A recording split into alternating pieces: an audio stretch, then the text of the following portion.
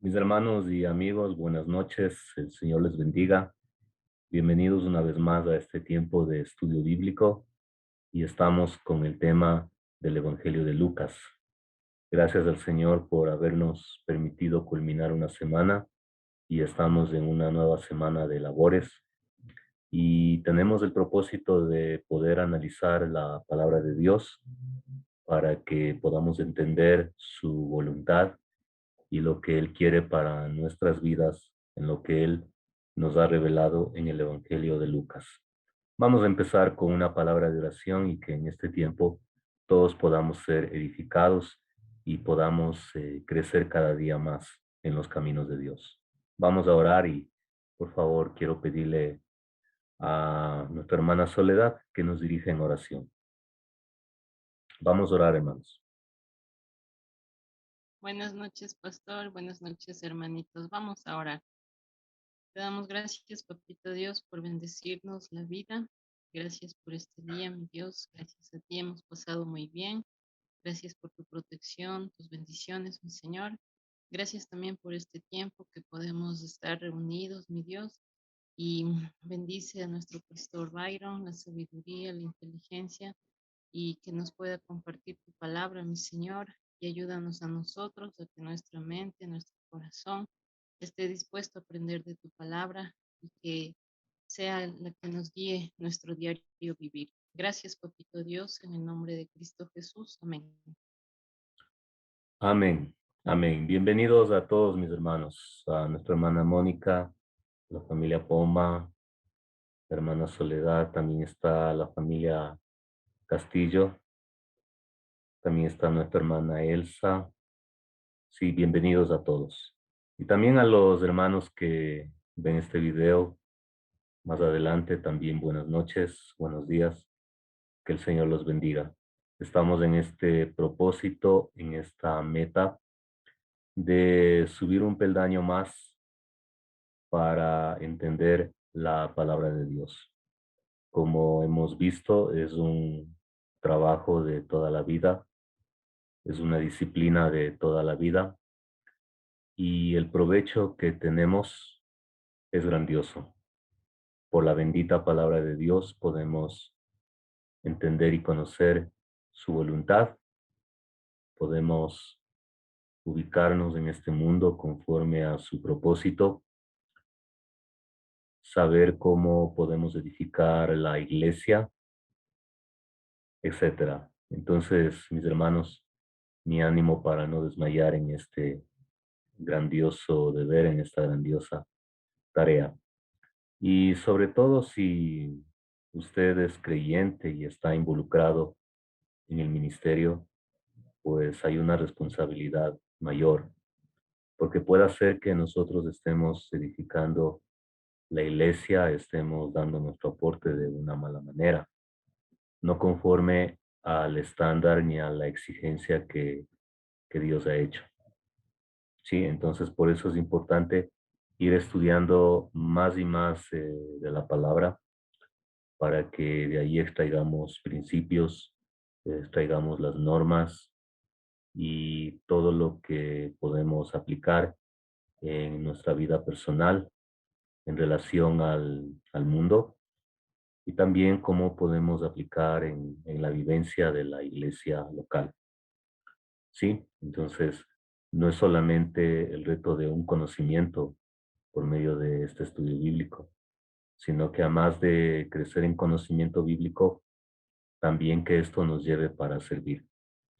Y justamente los materiales que les voy compartiendo conforme avanzan los días es eso, tener una biblioteca, tener un lugar donde poder consultar cuando nos toque ministrar.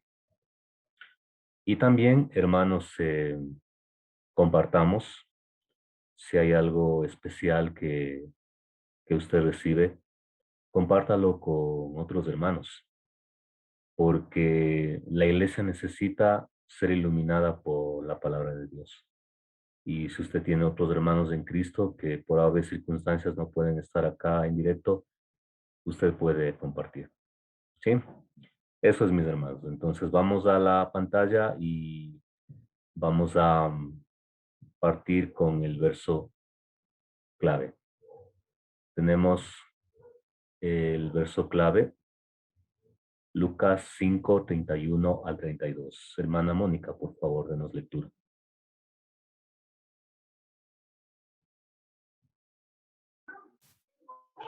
Buenas noches, pastor. Buenas noches con todos los hermanos. Le leo. Sí, por favor. Jesús les contestó, la gente sana no necesita médico. Los enfermos no he venido a llamar a los que se creen justos, sino a los que saben que son pecadores y necesitan arrepentirse. Muy bien. Lo que tenemos aquí es de la versión en esta parte.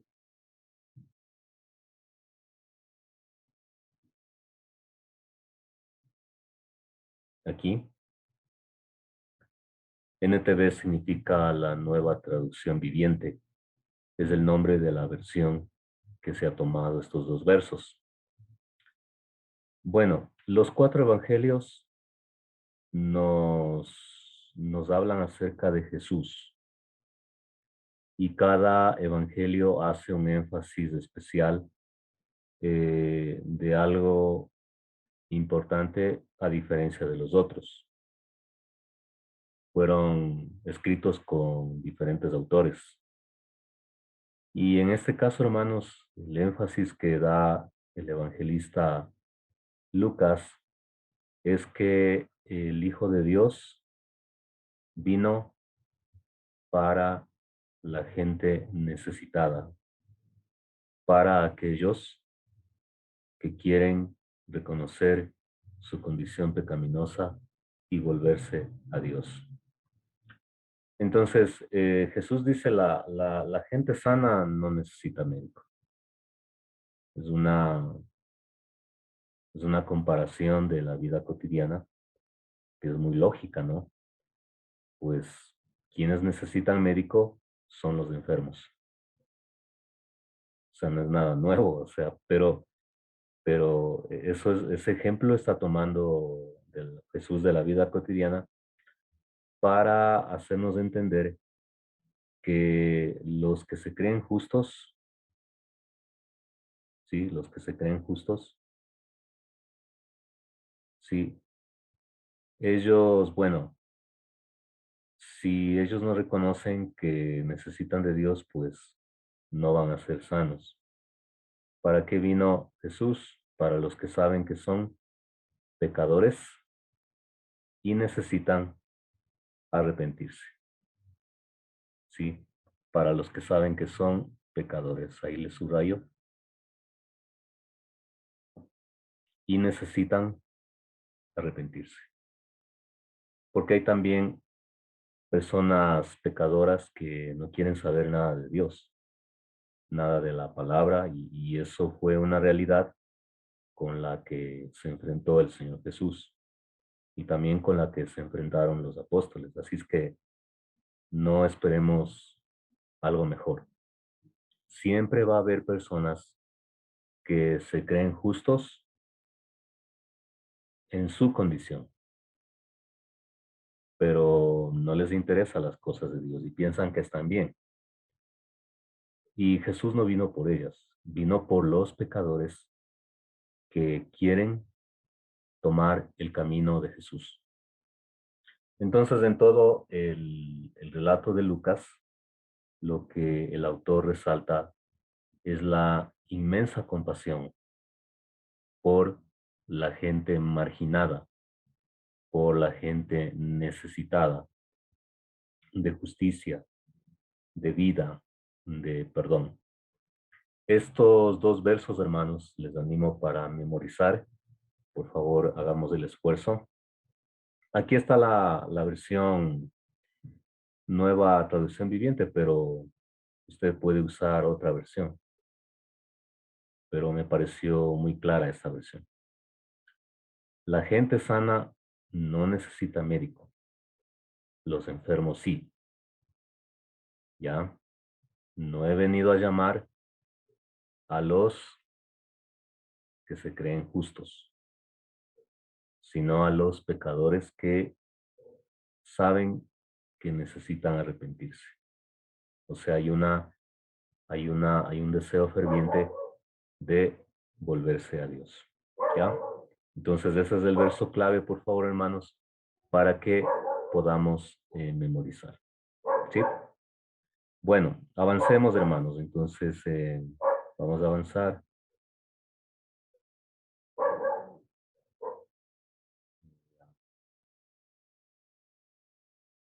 Bueno, entonces avancemos. No se olvide de tener su cuadernito de apuntes, su Biblia, su esfero, resaltador, etc. Bien, la clase pasada vimos algunos detalles, ¿no? Basado en varias preguntas. ¿Cuántos libros tiene el Nuevo Testamento? 27. La división interna de la Biblia. Sí, lo habíamos dicho en base a un número telefónico. Sí, entonces ese número telefónico es 4, 1, 13, 8 y 1. ¿Cómo se divide internamente los evangelios? 4, 1, 13, 8 y 1. 4 evangelios, un libro histórico, 13 cartas paulinas, 8 cartas generales y un libro histórico, perdón, un libro profético que es el Apocalipsis. ¿Ya? Entonces ahí vimos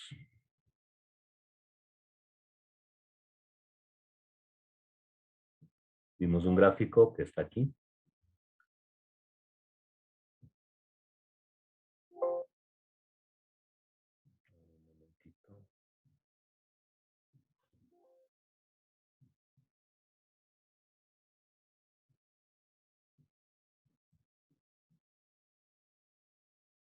Ya, ahí tenemos 4 evangelios, un histórico, las 13 cartas escritas por el apóstol Pablo y tenemos también las 8 cartas generales de varios autores y finalizamos con el libro profético. Esa es la división interna, ¿sí? La división interna. 4, 1, 13, 8, 1. Es el número telefónico de la estructura del Nuevo Testamento. ¿Ya? Muy bien, entonces vamos ahí. Habíamos visto también un aspecto de la cronología y en base a un análisis se determina que el primer escrito del Nuevo Testamento fue la epístola de Santiago y el último escrito fue el Apocalipsis. Entonces, el orden que tenemos hoy de nuestro Nuevo Testamento no es un orden cronológico en cómo fueron apareciendo los libros en la historia, sino es un orden temático. Entonces ya en el ámbito cronológico, pues el primer libro escrito es Santiago y el último libro escrito es Apocalipsis. Solamente es un detalle, ¿no? Para entender que, que los libros escritos que tenemos en la Biblia tuvieron varios años después su escritura. No es que el Señor Jesús ascendió a los cielos y ya estaba listo los 4 evangelios escritos. No, no fue así. Pasaron años, décadas, para que se escribiesen los 4 evangelios. Y sobre todo el evangelio de Juan. que vamos a ver, casi ya al final del primer siglo, ¿sí? Bueno, había una pregunta. ¿Qué significa evangelio?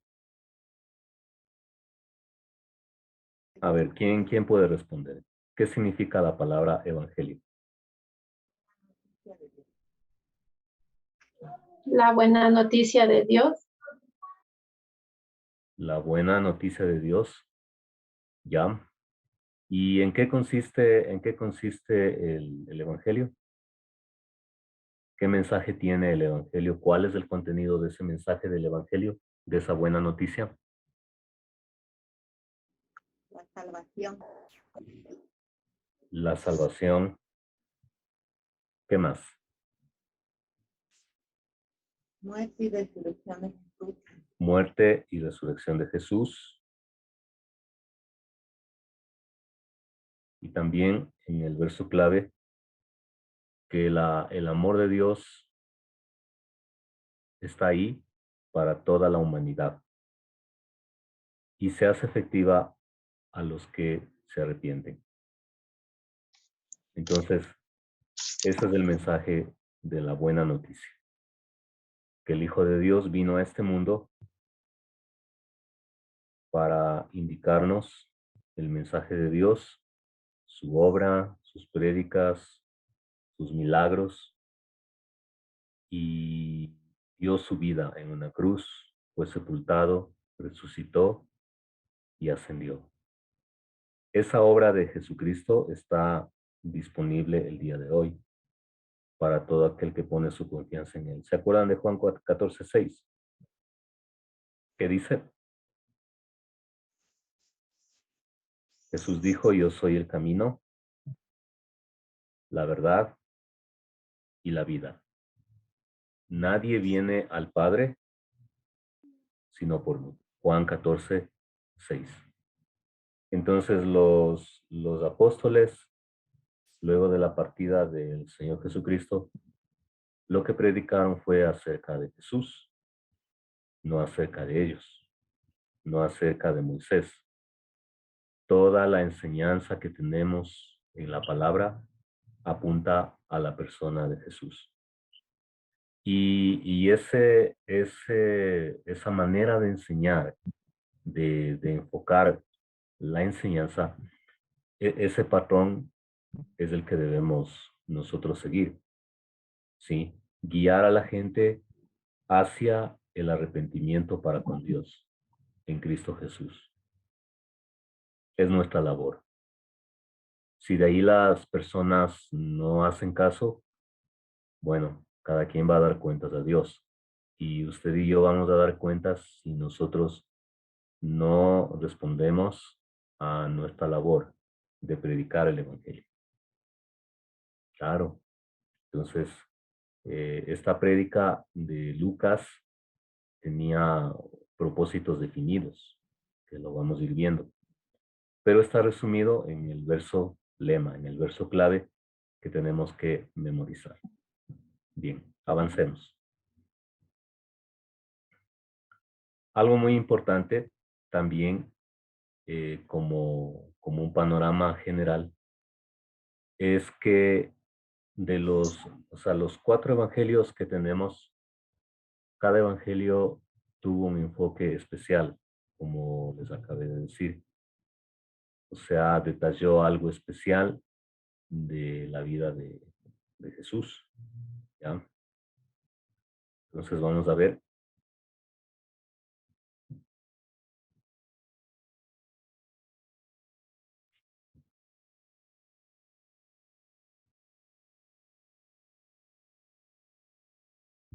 Enfoques de Jesús en los evangelios. Enfoques de Jesús en los evangelios. Me refiero a la manera en cómo ellos eh, escribieron acerca de Jesús. Por ejemplo, en el Evangelio de Marcos no tenemos la genealogía de Jesús, como sí lo tenemos en Mateo y en Lucas. En Juan tampoco tenemos una genealogía. O sea, lo que debemos apreciar es de que uniendo los 4 evangelios tenemos la vida y obra del Señor Jesucristo. Cada evangelio nos habla de una faceta de Él, ¿sí? Bien, ahí tenemos los 4 evangelios. Mateo, Marcos, Lucas y Juan. Mateo, Marcos, Lucas y Juan. Y ahí tenemos las fechas aproximadas de su escritura. Por ejemplo, Mateo en la década de los 50, en el primer siglo. De igual manera Marcos. Pero Lucas está fechado por el año 60-61 después de Jesús. El año 60-61 después de Jesús. Y Juan, este es el último evangelio, ya para finales del primer siglo, el evangelio de Juan. ¿Sí? Un detalle importante de cada uno. Vamos a ir viendo un detalle importante. ¿Cuál es el énfasis de Mateo, del evangelio de Mateo? Que Jesús es rey y maestro de los hombres, investido con toda autoridad. Es el rey de reyes. Es el enfoque que le da el evangelio de Mateo al Señor Jesús. El evangelio de Marcos, en cambio, enfatiza que Jesús es el todopoderoso, sanador, trabajador y siervo. Ese es el enfoque de Marcos. Es la acción de Jesús, es el servicio de Jesús. Por eso es que Marcos, el relato de Marcos no es muy fluido como lo hace Lucas, porque Marcos está enfatizando la obra de Jesús, ¿sí?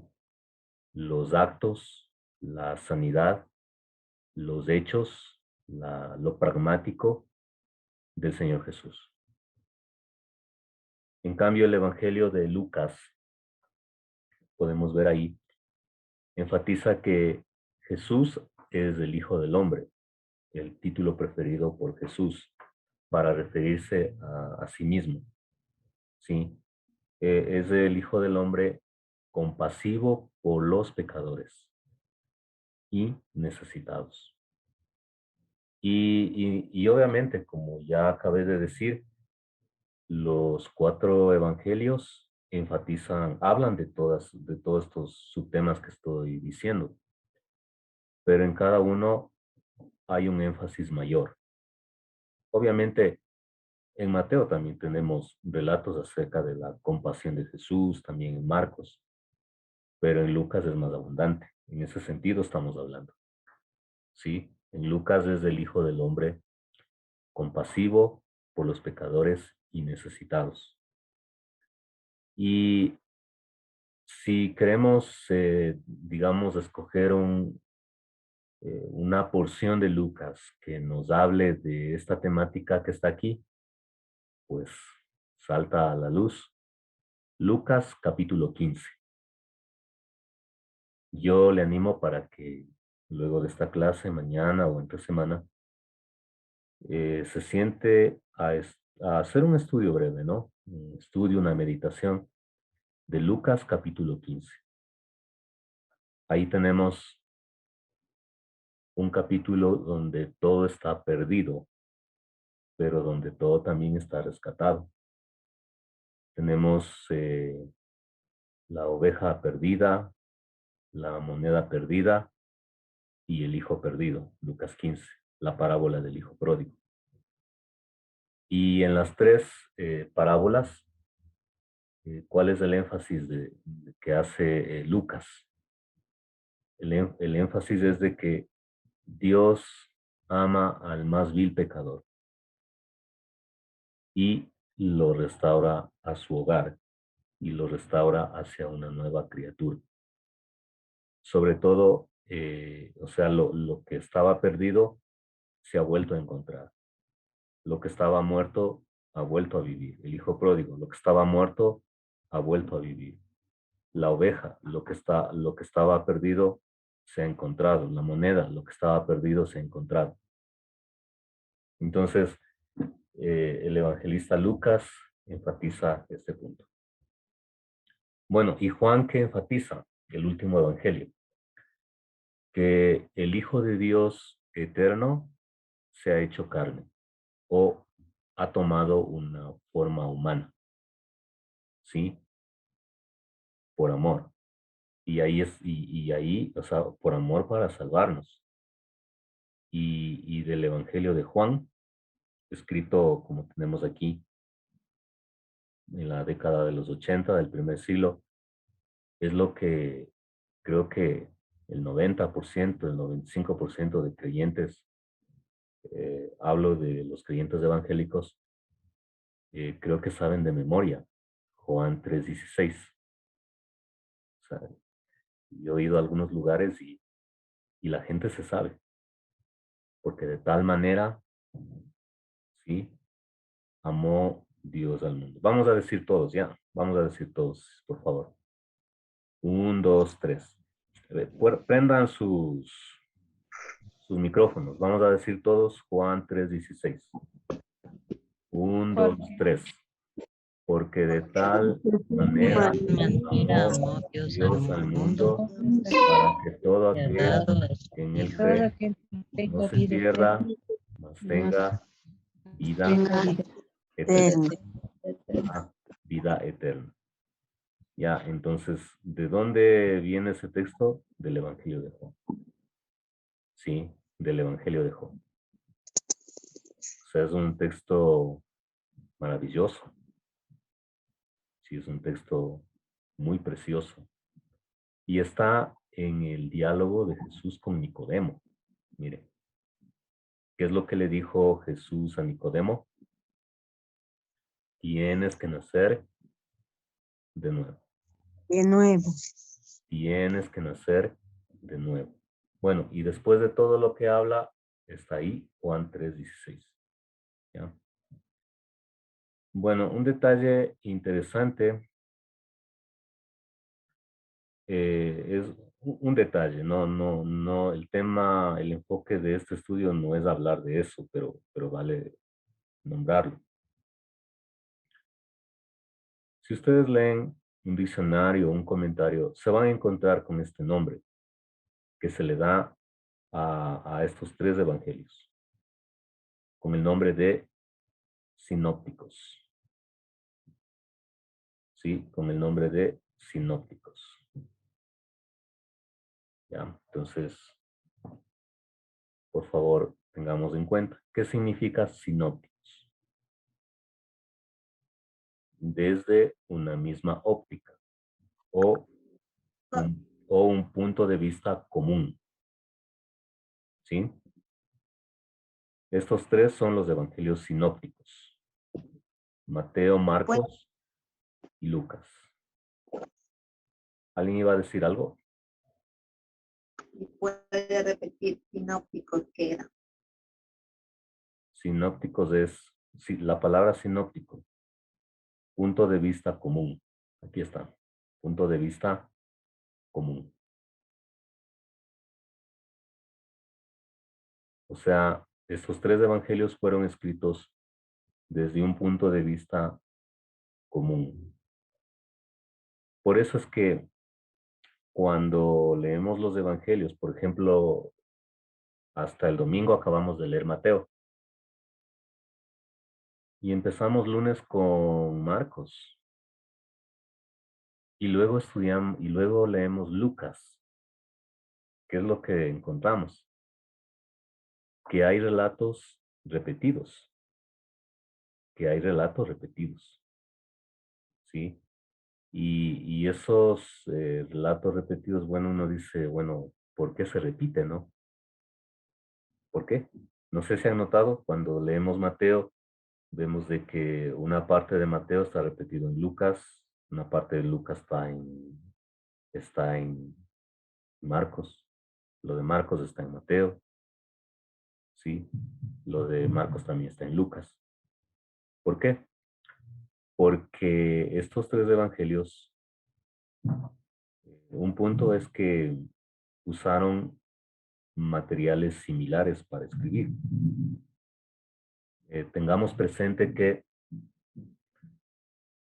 cómo se da la formación de los libros del Nuevo Testamento. Hoy no tenemos problema. Hoy no tenemos problema. Cuando compramos una Biblia, pues ya viene el paquete entero, desde Génesis a Apocalipsis.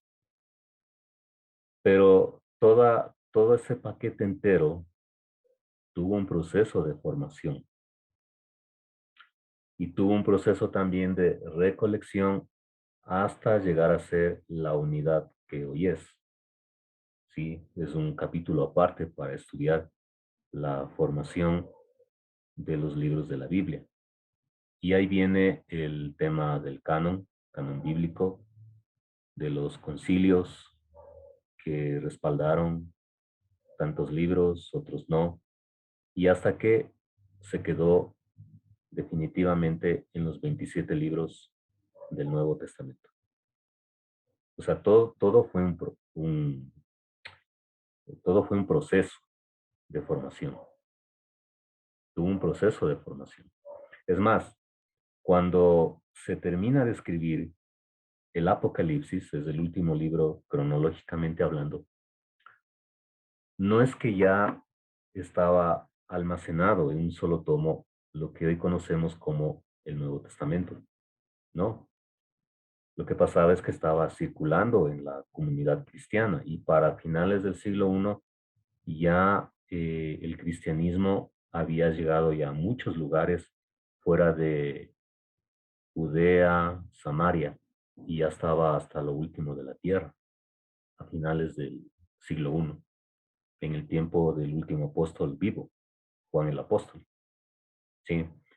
Entonces acá, en cuanto a los evangelios, es algo similar. ¿Sí?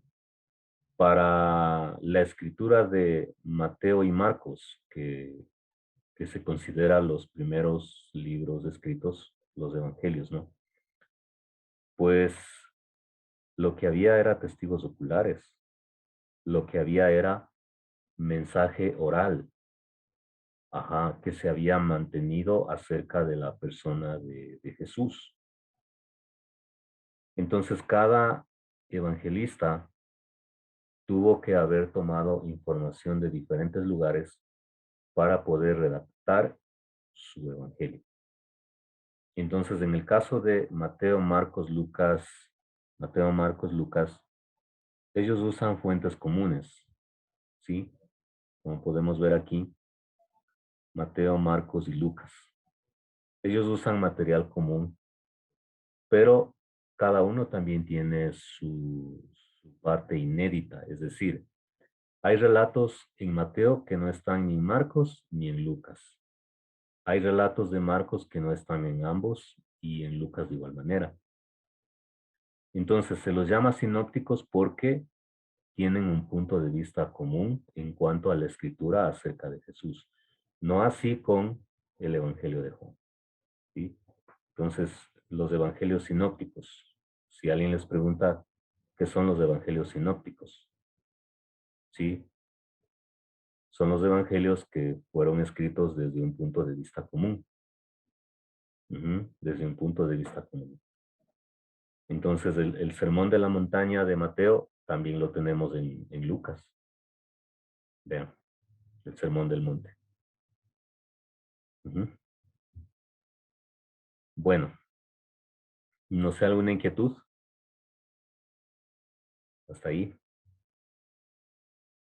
Bienvenidos a todos, bienvenidos a la hermana Yolita en la saca. También está la hermana Mireya. También está Raquelita, bienvenida. Ok, vamos a avanzar.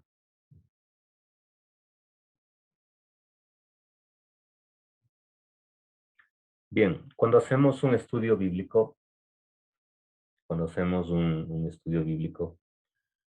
debemos tener en cuenta varios principios para interpretar la palabra de Dios. ¿Ya? Para los que han estudiado en las otras materias o temas que hemos tratado, de pronto este cuadro es familiar, pero para los nuevos, sí, o para los que se olvidaron es un recorderis, ¿no? Bueno, la pregunta es la siguiente. ¿Qué debe tener en cuenta un estudiante de la Biblia para interpretar la Biblia? ¿Qué aspectos, qué factores debe tener en cuenta? ¿Es nomás de decir la Biblia dice esto y eso es lo que debemos de hacer? ¿Es tan fácil estudiar la Biblia? No, no es fácil. O sea, en este mundo lai, donde todo es lai, donde si es posible, la gente le gustaría ganar dinero todos los días sin trabajar. Si hubiera eso, ¿cómo? Pues todo el mundo estaría ahí. Somos así, ya somos así. O sea, queremos lo fácil, queremos lo suave, lo que no requiera esfuerzo, ¿ya? Lo que no nos llame a salir de la comodidad nuestra. Eso es lo que queremos. Y eso es justamente lo que pasa en la iglesia local. Hay hermanos que no les gusta comprometerse, o sea, les gusta lo light. Ya vienen al culto, llegan atrasados, se van primeros, vienen cuando, entre comillas, tienen tiempo. Y es algo similar lo que pasa en el estudio de la Biblia. Penosamente, penosamente, son cada vez menos los creyentes que quieren estudiar la Biblia. Y penosamente son mayores los que quieren estar en la música, en el Facebook, que no son malos, tienen su lugar, pero para el cristiano el estudio de la palabra sí que es una prioridad. Sí que es una prioridad. Bueno, usted sabe su vida, cómo es su horario de trabajo, cómo es su forma de invertir cada día, usted sabe sus horarios de salida, de entrada, cuando se enferma, cuando no se enferma, en fin. O sea, cualquiera que sea la situación de cada uno, estamos llamados a estudiar la palabra. ¿Por qué? Hemos visto ya varios factores. Usted puede leer Efesios 4, ahí está una respuesta. A ver, Efesios 4, Efesios 2, segunda a Timoteo 3, 16 y 17, Salmo 1, Salmo 19, Josué 1, sí, Hebreos 4, 12. Todos esos textos nos hablan acerca de la seriedad que debemos tener en el estudio de la palabra. Primera de Pedro 2 nos habla también, ¿ya? Entonces, ¿qué parámetros tomar? ¿Qué parámetros debemos tener en cuenta?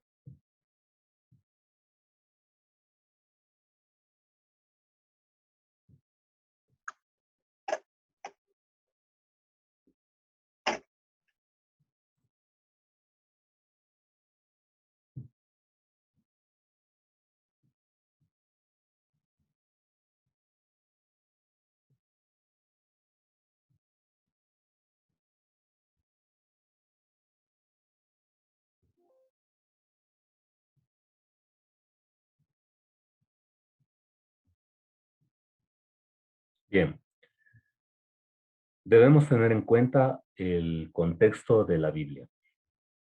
Bueno, para los hermanos que han estado más tiempo, ¿qué es contexto? ¿A qué nos referimos cuando hablamos del contexto bíblico? Lo que le rodea, ¿No se escuchó todo? lo que rodea, eh, Lo que rodea qué. lo que interviene, lo que te digo de la vida, lo que es Ok, ¿no? son todos los factores que forman parte de la edición de un texto, de la formación del texto de la Biblia. La Biblia no fue dada en un vacío, no es que el ángel Gabriel bajó en el siglo I y dijo, aquí están los 27 libros, con filos de oro, cierre. No fue así. Ya. Hoy estamos 20 siglos después y la Biblia fue terminada de escribir en el siglo I después de Cristo. Entonces, ¿qué consideraciones debemos tomar en cuenta para estudiarla? Y ahí tenemos un cuadro familiar. ¿Qué consideraciones? El idioma, la cultura, la geografía y la historia de la Biblia. Ajá, el idioma, la cultura, la geografía y la historia de la Biblia. ¿Sí?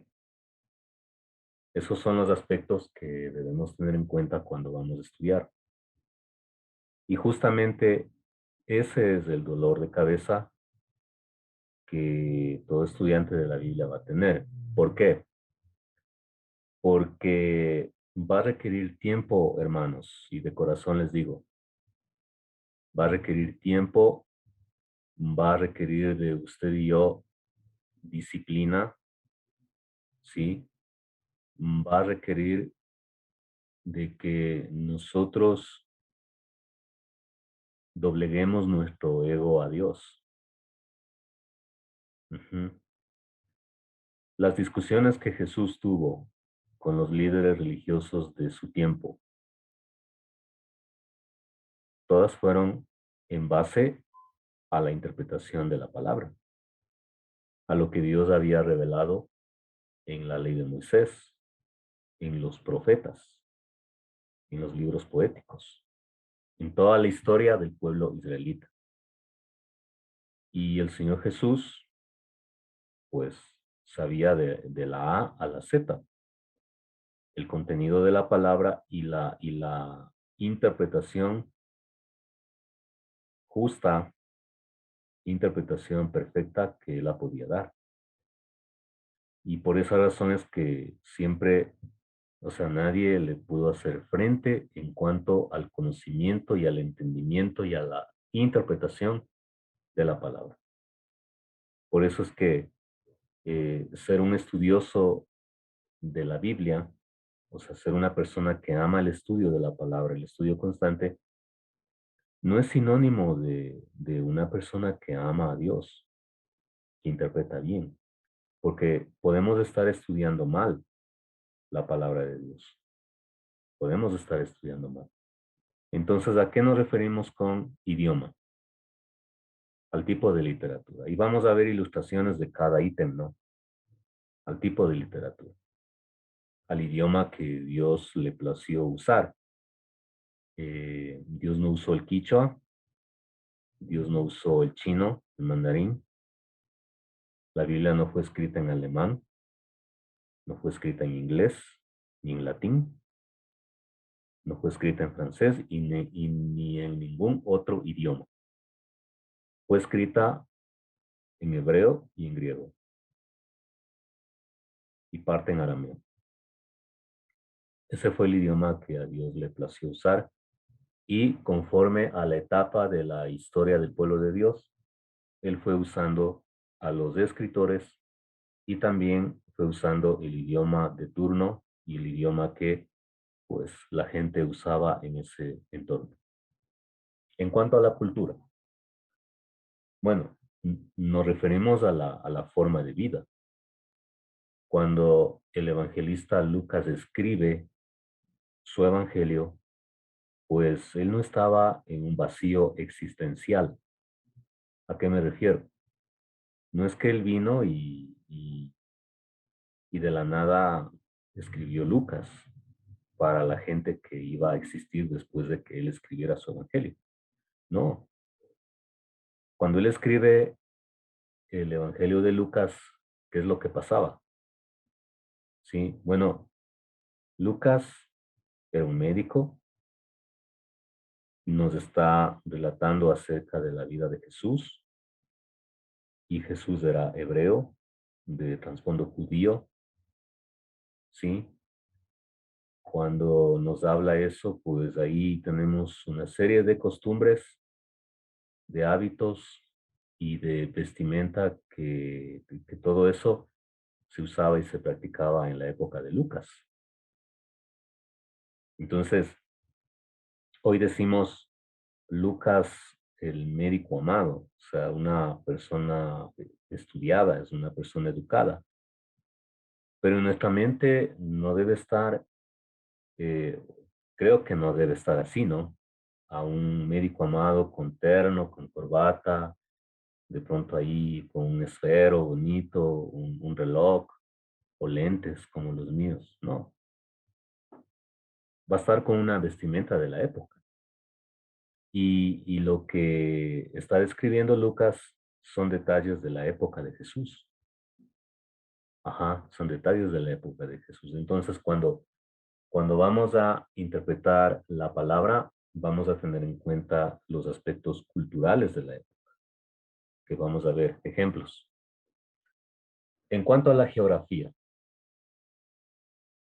miren, la Biblia no es un libro de ficción. O sea, no es que el relato se la imaginó Lucas y la puso por escrito. Cuando digo se la imaginó, es que nunca fue real. Solo es una imaginación. Y la Biblia no es así. No es así, no es así. Que usted, vecino, que usted, mi amigo, no quiera creer, bueno, respetamos, ¿no? Respetamos a las personas que dicen que son ateas o que creen que la Biblia está llena de mitos, he escuchado, ¿no? Y lo peor que dicen con altura, como los pavos, ¿no? O sea, se esponjan. No, la Biblia es llena de mitos, la Biblia eh, fue escrita por hombres. Y claro, pues, ¿y quién dice que no fue escrita por hombres? Fue escrita por hombres, de carne y hueso, como tú y yo. Sí, eso estamos diciendo, que no bajó el ángel Gabriel y dejó un paquete de 27 libros. Pues eso no fue así. Fue escrita por hombres. Sí, pero ¿cuál es la marcada diferencia? En que el periódico también ha sido escrita por hombres y la Biblia ha sido también escrita por hombres. Entonces ahí es donde marca la diferencia. ¿Ya? ¿A qué se refiere con la geografía? El estudiante de la Biblia tiene que tener un mapa, un atlas junto a la Biblia. Sí, obviamente esto es un proceso, ¿no? Y de pronto puede decir usted, bueno, no tengo plata, estoy pobre, yo también estoy pobre, todos, pero podemos hacer un esfuerzo. Hoy tenemos internet, aprovechemos ese recurso donde tenemos mapas a la mano, hermanos, mapas a la mano. Y ahí es lo que vamos a ver los mares, las montañas, los animales, ¿ya? La fauna y todo eso, ¿no? Los ríos, ¿sí? Los ríos y todo eso. En cuanto a la parte de historia, ¿a qué nos referimos? A la cronología. Todo lo que tiene que ver con las fechas, los eventos, la relación del tiempo, ¿ya? O sea, con eso tuvo que ver la Biblia. Y el Hijo de Dios vino y entró en este tiempo físico y en este mundo, en este tiempo físico y en este mundo físico. Por eso dice los evangelistas que tomó forma humana. O sea, eso está ahí. Si bien es cierto, por ejemplo, miren, el Evangelio de Juan no nos habla de un pesebre, de los magos, de los pastores, de las estrellas, los ángeles cantando en el cielo, pero sí nos dice en Juan capítulo 1, verso 14, y el verbo que estaba con Dios y era Dios, se hizo carne y habitó entre nosotros lleno de gracia y de verdad. Cuando tomamos ese verso y leemos Mateo, leemos Lucas, qué hermoso. Se complementan, se complementan. El Hijo Eterno de Dios tomó forma humana. Por ejemplo, en Juan, en el Evangelio de Juan, no nos habla acerca de que vino el ángel a hablar con María, no nos habla acerca de Simeón, de José. No encontramos nada de eso en Juan. Encontramos algo totalmente diferente, pero que habla de la otra faceta del Señor Jesús. ¿Sí? Bien, entonces todo esto es el contexto bíblico. Y ahí tenemos que el contexto de la Biblia abarca los dos testamentos, Antiguo y Nuevo Testamento, siendo Jesucristo el centro de ahí. Ujú. Bien, no sé, ¿tenemos alguna inquietud? ¿Alguna pregunta, hermanos?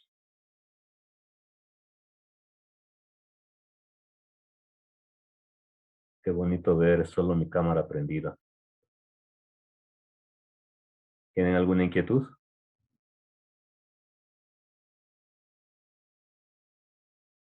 No. Ya. No. Bueno, vamos a avanzar con ejemplos ahora. Bueno, antes de seguir, a ver, preguntemos. A ver, hermana Yolanda Castillo, ¿cuáles son los 4 aspectos de la interpretación bíblica que debemos observar?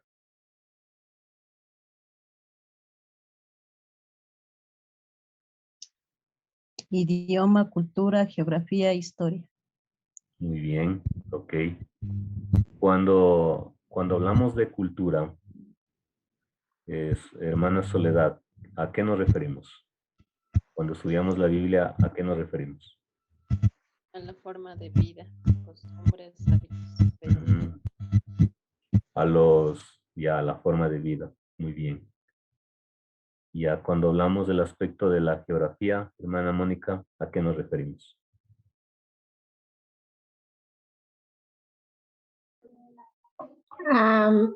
Hábitat, mares, montañas, animales y fauna.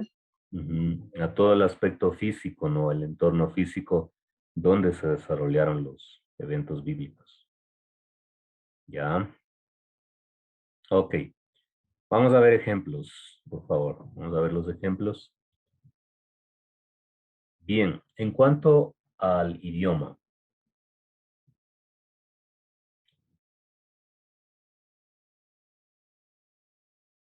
Bien, a la parte del idioma. El Antiguo Testamento, ¿en qué idioma fue escrito? Ay. Well, Bien, ¿y el Nuevo Testamento? en Griego En y griego. arameo. Sí, ok. Bueno, yo tengo la Biblia en hebreo y en griego. Quiero indicarles.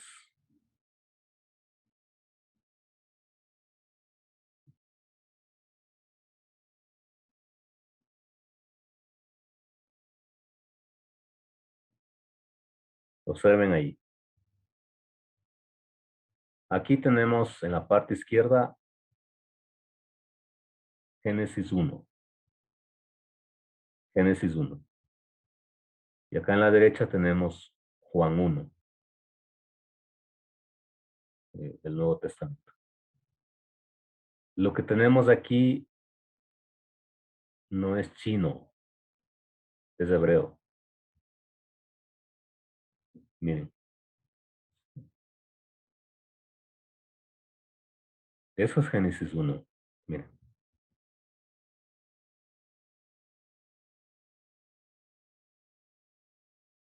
Lo que tenemos acá es Juan capítulo 1.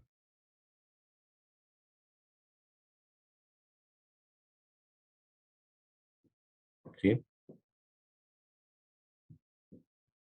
Miren, Juan capítulo 1. ¿Entiende usted eso? Nada, yo no. No. No. ¿Quién entiende algo de eso? ¿Quién entiende No. algo? Tenemos hebreo aquí y griego acá. Bueno, como un detalle, pues decirles que el hebreo se escribe de derecha a izquierda y el griego se escribe como el español. El griego, de izquierda a derecha. Un detalle, ¿no? Miren aquí.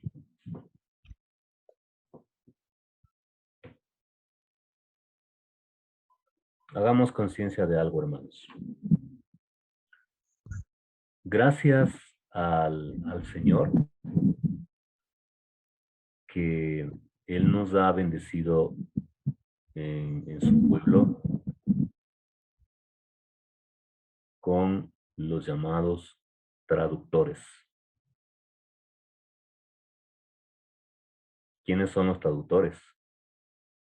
Son personas, varones y mujeres, que han dedicado sus vidas a estudiar a fondo el idioma en que fue escrito la Biblia, para ponerlo en el idioma actual, sea cual sea este.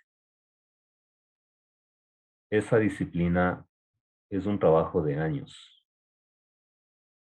de muchos años, porque estamos hablando de idiomas bíblicos que ya no se usan hoy. Ya no se usan hoy. No es como el inglés o algún otro idioma que vamos al internet y nos salen anuncios, curso de inglés, curso de español. Y tenemos como 100 ofertas para estudiar ahí y poder aprender el español, el inglés, el alemán y lo que sea. No así con las lenguas bíblicas.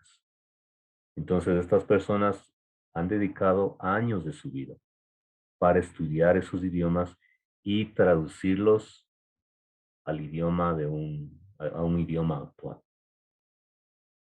Entonces a ellos les pagan un sueldo para traducir. ¿Y de dónde sacan el dinero para pagar a los traductores? Para imprimir la Biblia, para imprimir porciones de la Biblia, de las ofrendas, de los diezmos de la gente. Ajá, de pronto si no sabía, le hago enterar. Y otra, la Reina Valera, que ha sido de mucha bendición para nosotros, no es la única versión, hermanos. Actualmente tenemos el privilegio, la bendición de tener la Biblia en varias versiones, como la que leímos del texto que hay que aprenderse, Nueva Traducción Viviente. Tenemos Reina Valera contemporánea, la palabra de Dios para todos. Dios habla hoy.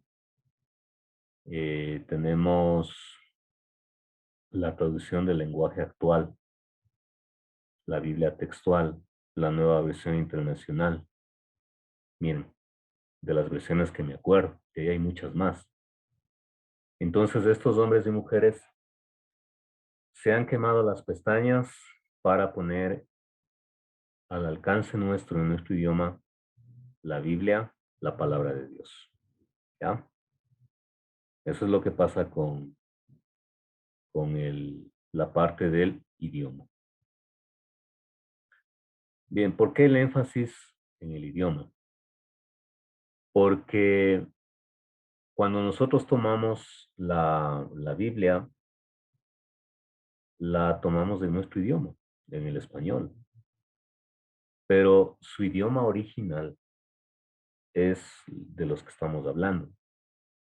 Y es ahí donde viene el quid del asunto, que ninguna traducción sí tiene la equivalencia exacta del original. Cuando se la traduce, siempre se pierde un porcentaje del sentido original. Y es por eso que una manera de poder estudiar la Biblia es usando varias versiones de la Biblia.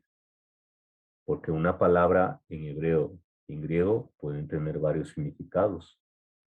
Y a veces los traductores se encuentran con palabras que no tienen equivalencia al español. Claro, hoy tenemos fácil y la leemos en español, ¿no? Pero hay muchos conflictos, rompeduras de cabeza en cómo yo puedo expresar una palabra, un verbo, una conjugación, si no hay equivalencias al español. Entonces ahí viene la sabiduría y el temor a Dios de parte de los traductores. ¿Sí? Entonces ahí tenemos este punto especial. En Lucas 23:28, miren, Lucas 23:28. Por favor, Tatiana, nos lees. Lucas 23:38. Dice, había sobre él un epígrafe que en letras griegas, latinas y hebreas decía, este es el rey de los judíos. Ajá, mis hermanos, ¿cuántos idiomas están nombrando ahí en ese verso?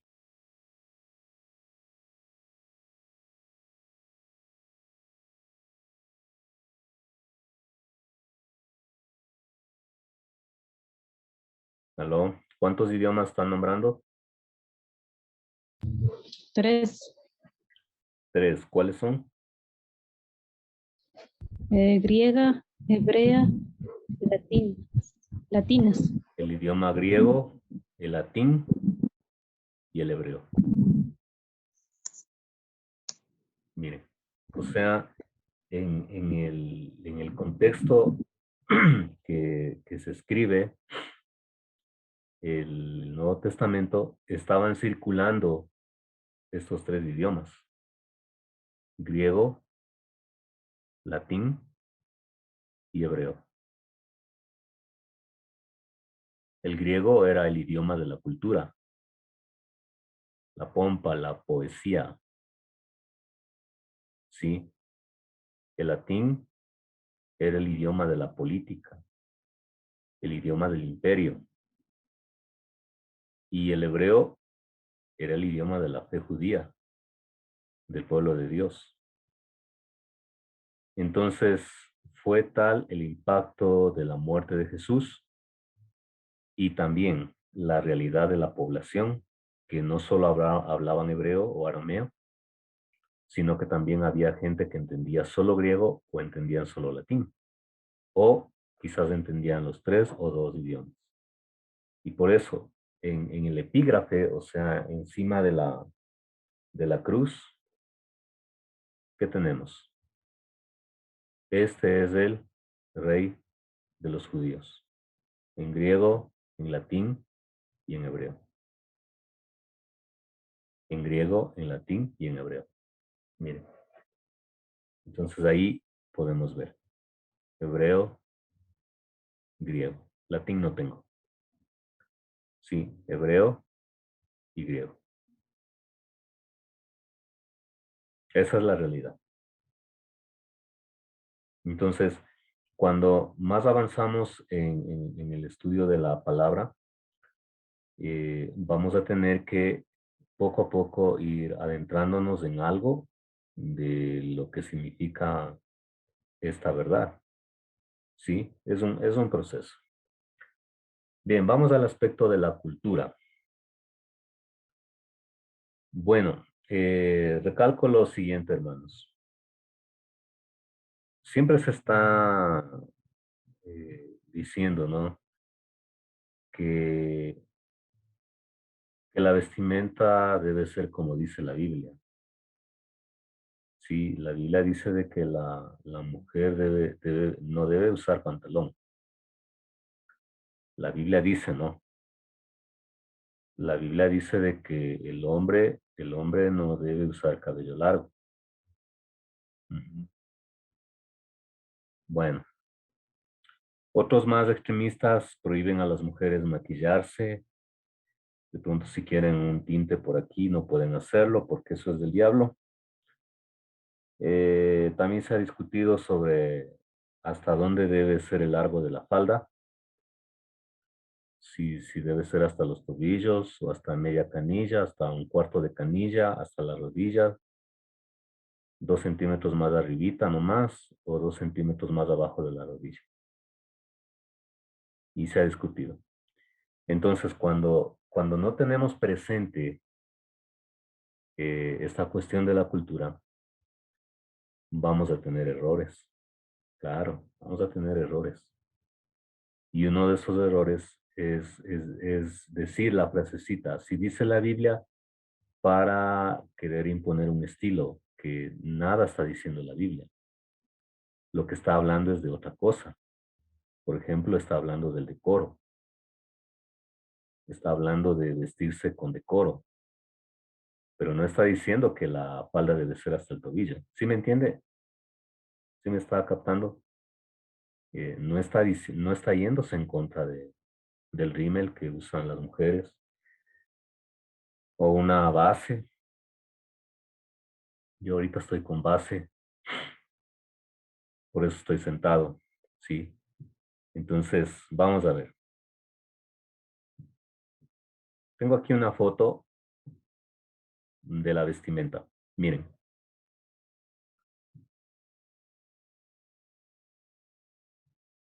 El título de esta gráfica es la de abajo que dice, miren, acá abajito.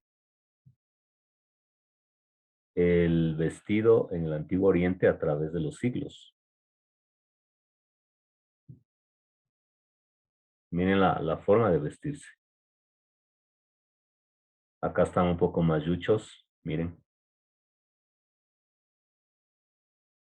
Miren los trajes.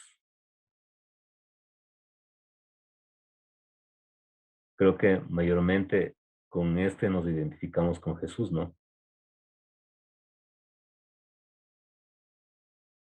Miren acá una capa de Robin. La vestimenta de la mujer, miren. Pues es bien parecida a la de una monja. ¿Sí? La vestimenta egipcia,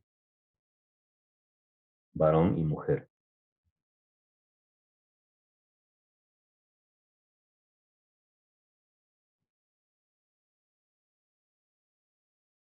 Si usted quiere ser bíblico y decir que debemos vestirnos como la Biblia dice, bueno, la mujer tendría que vestirse así.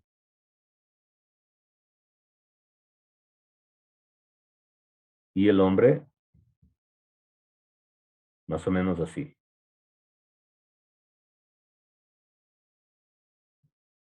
O sea, sería algo que sería una locura, sería algo fuera de la realidad, sería motivo de burla, ¿ya?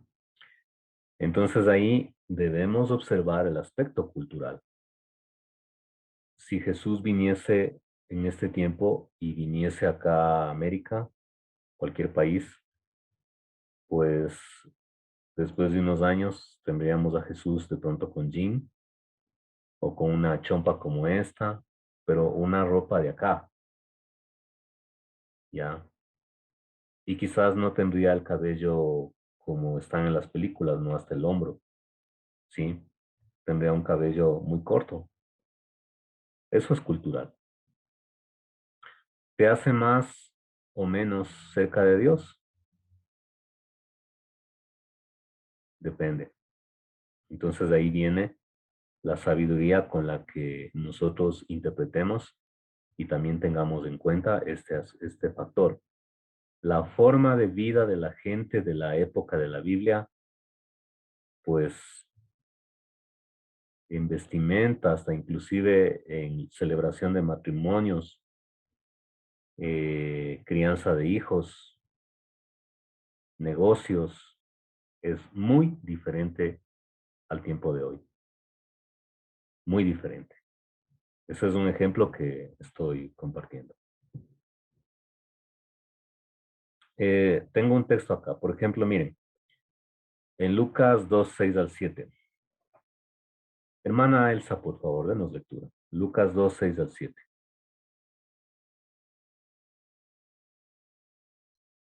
Dice así la palabra de Dios. A ver. Sucedió que mientras estaban ellos allí, se cumplieron los días de su alumbramiento y dio a luz a su hijo primogénito. Lo envolvió en pañales y lo acostó en un pesebre, porque no había lugar para ellos en el mesón. Bueno, un relato hermoso, pero estamos en el tema de la cultura. Vamos al grano ahí. Verso 7. Veamos el verso 7. Esta partecita.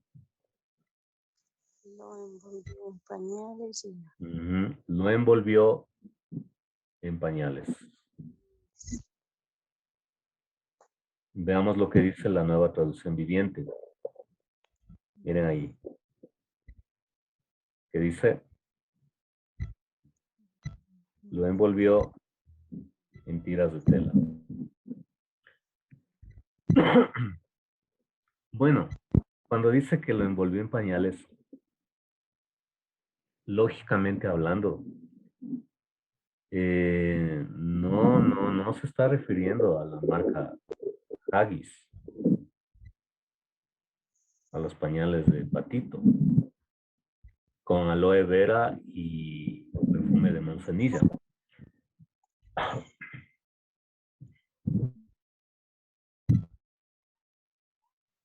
Para nada, hermanos.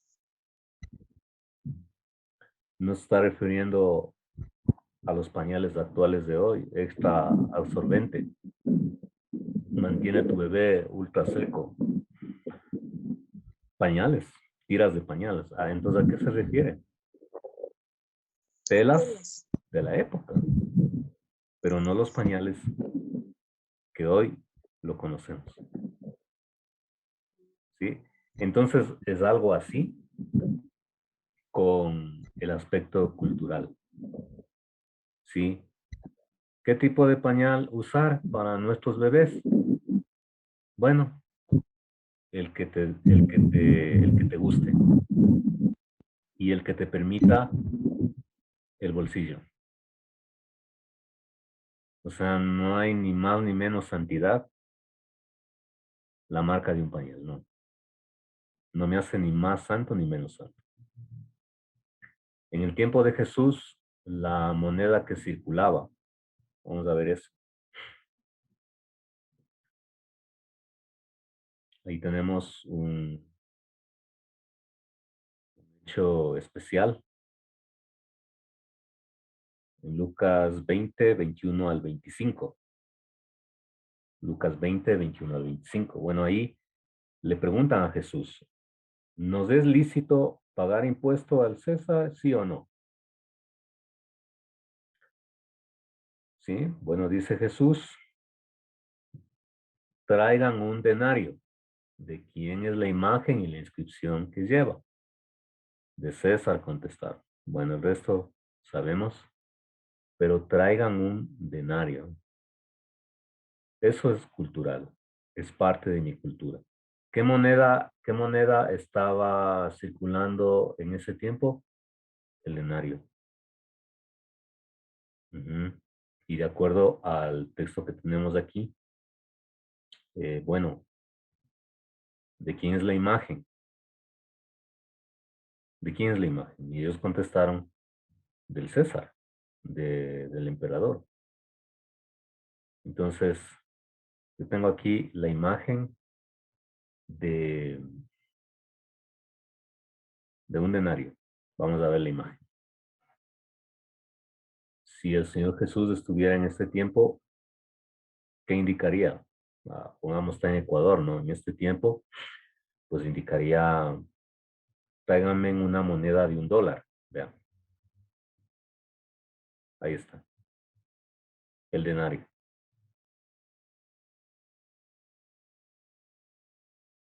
Es la imagen del emperador. Entonces, Jesús toma la moneda y pregunta de quién es esta imagen. ¿Qué moneda están tomando? Una moneda que emitía el Imperio Romano. Para cambios, para pagos. ¿Por cuántos denarios o por cuál era el salario de un obrero en la época de Jesús? ¿Sí? Nos vamos a preguntar. Aquí está la imagen del César. ¿Ya? Un denario. Entonces hoy diría, ¿de quién es esta imagen? Y tendríamos que ver quién es la imagen de la moneda de dólar, ¿sí? Entonces todas esas cosas están ahí en la palabra, hermanos. Y son cosas que no nos explican porque está dirigiéndose a una audiencia que pues sabía perfectamente que era un denario y cuál era su valor. Pero para nosotros que estamos 20 siglos después y estamos en el occidente, en Latinoamérica, pues un denario no nos viene ningún valor a la cabeza. Es más, ni nos imaginamos. Pero ahí es donde entra el trabajo de los eruditos bíblicos, que estudian el contexto de la época y nos dan las equivalencias a la moneda actual. Ajá, a la moneda actual.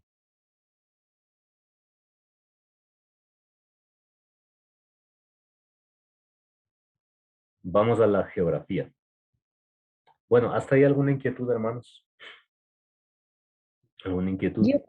Yo, Pastor Byron, Sí. donde dice, bien dijo entonces, den al César lo que pertenece a César y den a Dios lo que pertenece a Dios. Ahorita aquí, aquí lo que estamos en viviendo aquí, ¿cómo sería entonces? Esa parte no entiendo. Que dice, den al César lo que es de César y den a Dios lo que es de Dios. Ah, Antiguamente decía así, pero ahora aquí, o sea, ¿cuál sería el mensaje que podemos extraer? sí, sí, o sea, ¿qué significado? O sea, que no entiendo esa parte.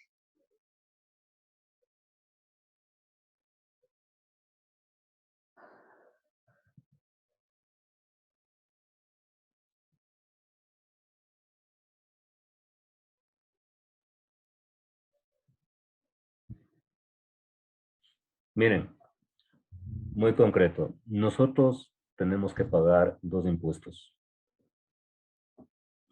Ahí está diciendo, ¿no? No, no es mi invento. El impuesto al gobierno de turno representa el César, porque ellos pagaban impuestos. Pero ¿por qué era el problema pagar impuestos? ¿Por qué era el problema? Porque en la moneda había una imagen y atacaba contra el pecado de la idolatría. Y otra que estaban bajo el yugo del Imperio Romano. Pagar impuestos a alguien que nos está subyugando. Por eso es la pregunta capciosa para Jesús. Entonces, si Jesús decía, no den impuestos a Roma, ya tenían una razón para acusarle de que era un revolucionario. Y para Jesús hay que pagar impuestos, hermanos. El cristiano tiene que pagar impuestos. Tenemos que pagar el SRI, el IVA, eh, cuando hacemos una transferencia, ¿sí? Por ejemplo, los que tienen terrenos van a pagar lo que pagan cada año. ¿Cómo es eso? El impuesto. mm, Hay un impuesto del municipio. Si a usted le heredaron, le dejaron una herencia, tiene que pagar. Va a un trámite del municipio, tiene que pagar el medidor de agua que va a tramitar, el medidor de luz. Eso es dar tributo al César. ¿Para qué usaba los denarios o el impuesto el César o el gobierno del imperio? Para financiar todo. El ejército, la comida, la obra administrativa, las grandes avenidas que hacían en la época, las relaciones políticas con el mundo. Entonces Jesús dice, paguen al César lo que es del César y paguen a Dios lo que es de Dios. ¿A qué se refiere? A nuestra ofrenda para sostener la obra de Él. Ujú.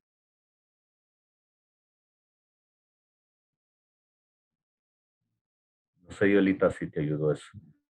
O sea, antiguamente, o sea, ya era eso, ¿no? De que paguen impuestos y por Claro, se eso pagaban ahora, impuestos. Se pagaba. por eso Es es como hoy, es que ninguna nación puede sostenerse sin pagar impuestos, sin que sus miembros, en este caso los ciudadanos, paguemos impuestos. ahí O sea, por entiendo. eso el gobierno de Correcto. turno, cuando hace una obra, no nos está haciendo un favor, está cumpliendo un deber. Por eso es que da unas iras de los gobiernos de turnos que se presentan como Papá Noeles, como que si fuera el dinero de ellos. No es el dinero de ellos. Bueno, fuera, ¿no? Ahí sí de pronto ya hasta darles una veña. Pero es el dinero del pueblo, es el dinero del Estado. Están cumpliendo un deber, están haciendo administradores. No nos están dando del bolsillo de ellos. Todo esto de presentarse como salvadores del Ecuador y todo eso, eso no es. Eso ha sido una tónica de todo gobierno, de todo gobierno. Entonces, en el tiempo de Jesús, ¿cómo se sostenía la obra de Dios? Con las ofrendas del pueblo. Y ahorita que trae a colación la Yolita esto, pues decirles a los hermanos, tenemos la responsabilidad de dar nuestras ofrendas y nuestros diezmos para el avance de la obra de Dios. Recién acabé de explicar la labor de los traductores. Ellos se dedican a tiempo completo, mis hermanos, a traducir, a investigar. No es cuestión nomás de coger un diccionario y ya traduzco y ya está, no. Eso es una vida entregada, hermanos. Es una disciplina, créanme, es más difícil que las matemáticas. Si para usted las matemáticas es difícil, imagínese esto. Y les digo por experiencia propia.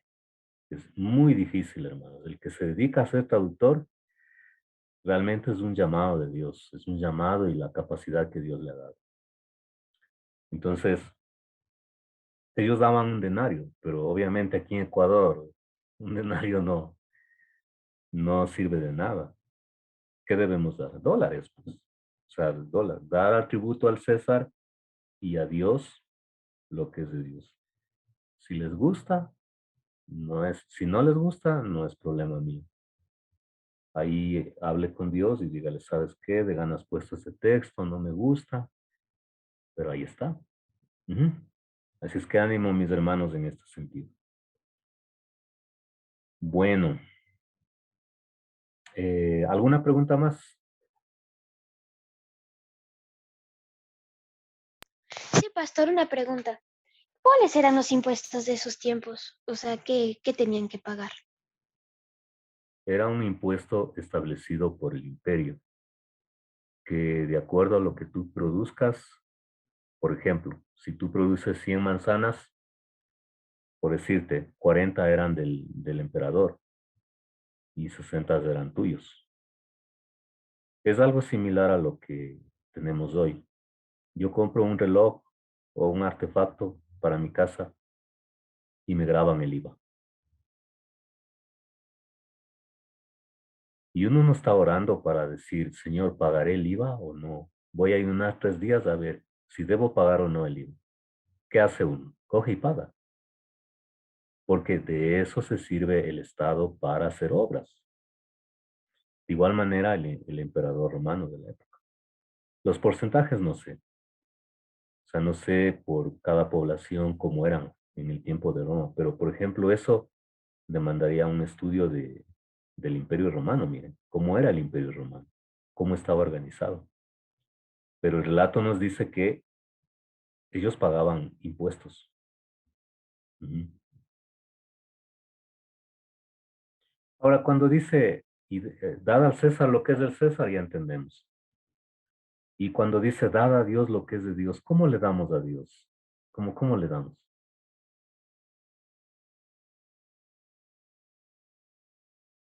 Una hay que dar con amor y de corazón, porque en la palabra misma dice que no hay que dar así como a la gana. Entonces toca dar, si es una ofrenda o un diezmo, darlo con amor, porque es la obra. Pero ¿dónde está Dios para darle a Él? No, pues él por algo, él se manifiesta por medio de muchas cosas. Bueno, para mí es así.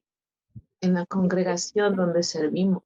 Es en la Ah, congregación, es en la iglesia, donde tú te congregas, donde se está llevando adelante el nombre de Dios. Y cuando ya estudiemos Hechos del próximo mes, ahí vamos a ver eso, cómo entregaban ellos las ofrendas. O sea, pero para terminar, el cristiano es responsable de ofrendar, de dar lo que le pertenece a Dios.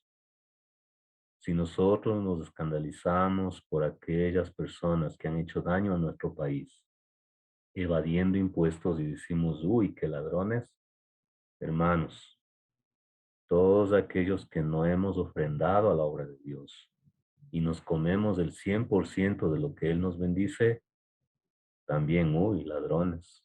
Así es esto, hermanos. Si Él nos da 100 manzanas, 10 no son nuestras. Si Él nos da 5, una no es nuestra. Entonces, mi ánimo, y por la pregunta también, anime a sus hijos y instrúyalo a sus hijos para que desde esta edad, desde chiquitos, aprendan a ofrendar y a diezmar. Si a su niñito que le da la colación de 50 centavos, dígale 5 centavos no son tuyos. Si le da $1, 10 centavos no son tuyos. Tienes que ofrendar. Si no, ¿de dónde se va a pagar? Al pastor, el agua, la luz, a los pastores. ¿De dónde se va a pagar los impuestos del terreno? ¿De dónde se va a pagar los viajes misioneros? El Estado no da un mensual para las iglesias evangélicas. No da nada. La iglesia evangélica se sostiene por las ofrendas. Sí, mis hermanos, entonces mi ánimo en ese sentido y adelante en la obra de Dios. Bien, hermanos, terminamos ahí. Con lo que terminamos no era ese el tema, pero se presentó.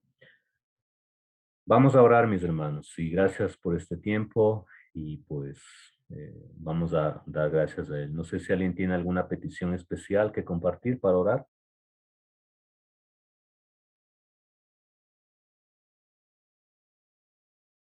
Que oremos por Afganistán, que está sufriendo mucho, por el gobierno, por las guerras y más que todo las mujeres. Hoy. Sí, hermanos, nosotros estamos en un paraíso, hermanos, aun cuando hay mucha malicia, pero Amén. demos gracias a Dios y oremos. Y en la medida que podamos, aunque yo no he investigado, ¿no? Pero debe haber misioneros ahí, no sé, levantar una ofrenda, no importa el valor, y apoyar a los misioneros de ahí. Debe haber misioneros cristianos ahí predicando. Eso está una guerra infernal, hermanos. Por favor, vean las noticias o investiguen de ese tema. Listo, mis hermanos, vamos a orar. Y por favor, quiero pedirle, a ver, a nuestra hermana Soledad, por favor, que nos despidas en oración. Oremos, mis hermanos. Oremos, hermanitos. Te damos gracias, Papito Dios, por bendecirnos este tiempo de poder aprender de tu palabra. Pedimos, mi Señor, que todas las enseñanzas sean guardadas en, en nuestra vida, mi Señor, que ilumines cada paso que vayamos a dar, mi Dios, que nos dirijas, nos guíes en todo, mi Dios, y nos ayudes, mi Padre, a tomar decisiones correctas, a dar buen testimonio en donde quiera que estemos, empezando en nuestro hogar, mi Señor, con nuestro esposo, nuestros hijos, nuestros padres, nuestros hermanos, y también, mi Señor, con las personas que están a nuestro lado. Gracias, Papito Dios, por conocer de tu palabra y saber, mi Señor, que tú nos amas, que estás al pendiente de nosotros. Bendito Padre, pedimos tu bendición para los lugares, mi Señor, que están en guerra, mi Dios, mi Padre, que tomes el control de esa situación y que, bendito Dios, como hijos tuyos, nos ayudes a orar por esos lugares, por esas personas, mi Señor, que están sufriendo. Sabemos que tu amor y tu gracia está ahí, mi Señor. Pedimos, Padre, que nos mantengamos en oración, mi Señor, y que podamos seguir clamando por el pueblo que está en problemas, mi Señor. Gracias, Papito Dios. Pedimos tu bendición, tu dirección para el resto de esta semana. Que tú nos bendigas, ya sea en los estudios, en los trabajos, o en todas las cosas que tengamos que realizar. Gracias, Papito Dios. Bendice a cada uno de nuestros hermanos que está presente, aprendiendo más y más de tu palabra. Bendíceles, mi Señor, fortalece sus vidas, guíales en todas las actividades que vayan a hacer. Bendice a nuestro pastor Byron y a todos los hermanos, mi Dios. En el nombre de Cristo Jesús, amén. Amén. El Señor nos bendiga, mis hermanos. Nos vemos Amén. el próximo jueves. Analicen el material. Estudien, mis hermanos. Desen un tiempito para estudiar. Hasta mañana, hasta el jueves, mis hermanos. Pasen bien. Adiós. Chao, chao. Le han reído ayuda a la silla, sí.